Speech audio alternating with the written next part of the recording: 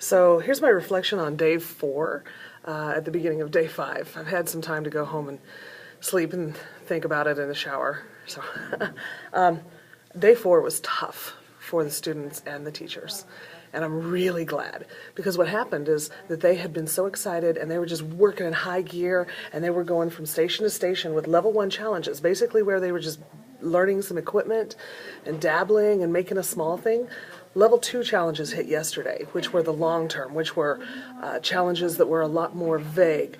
Design and build something that makes the world a better place for a specific population.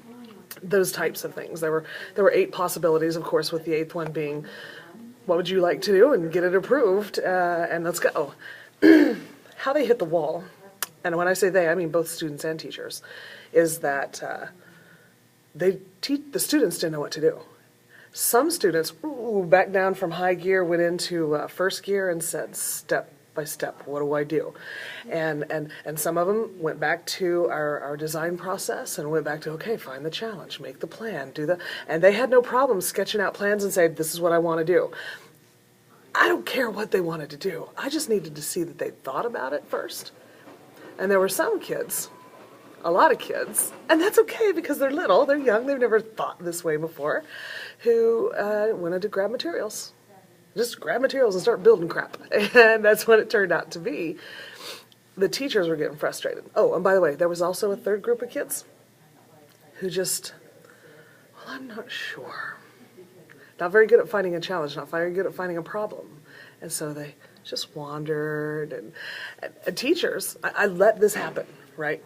I want to role model for the teachers so they can see what to do, see how to react. And there's a variety of ways to react depending on what purpose you want. Do you go over and really help them? Do you go over and give them a little stick?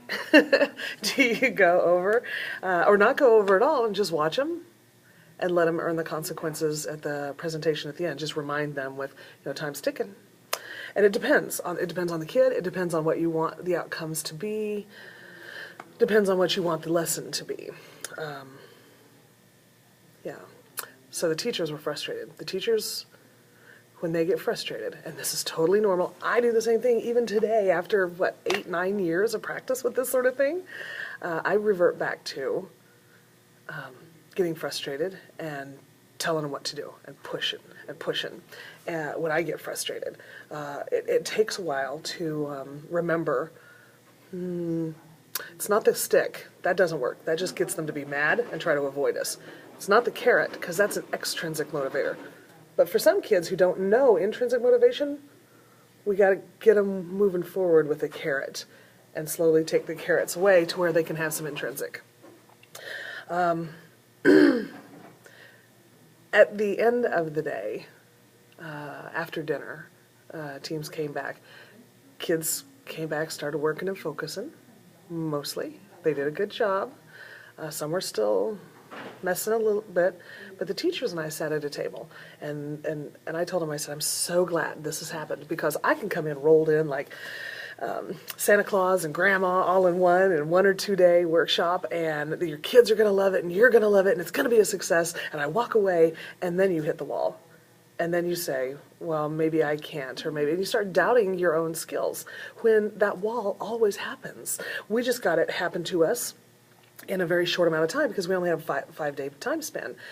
You may hit it at the end of a quarter in a regular classroom. You may hit it in the 3rd week.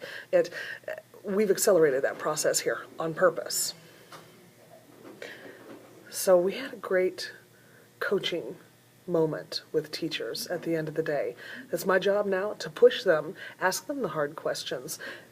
And again, I'm asking them hard questions from my point of view. It's always, here's some options, and how's this going? I had a teacher talk about, well, I'm always pushing, plan before you start prototyping, and I said, well, I've developed a relationship with this teacher already, so I'm not just that jerk who just walks up to somebody and says this. And I pushed a little, and I said, so I know you say you've been doing this with the kids, but something's not working because they're not getting it. They came in and they still grabbed materials. What are we going to do about that? What needs to change? Because if you've been doing this for 2 years with your kids, well, we got a problem. Something's going wrong. let's figure it out. And it was good. There's another teacher who's really, you haven't seen her on here at all, because one, she doesn't like her picture being taken. I said, cool, we'll do a podcast. She reflects well. Right now, she's not yet a sharer.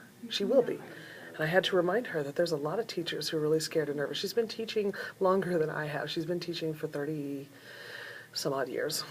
And she's a couple years from retirement. She said, I could coast. I don't want to coast. But is this not for me?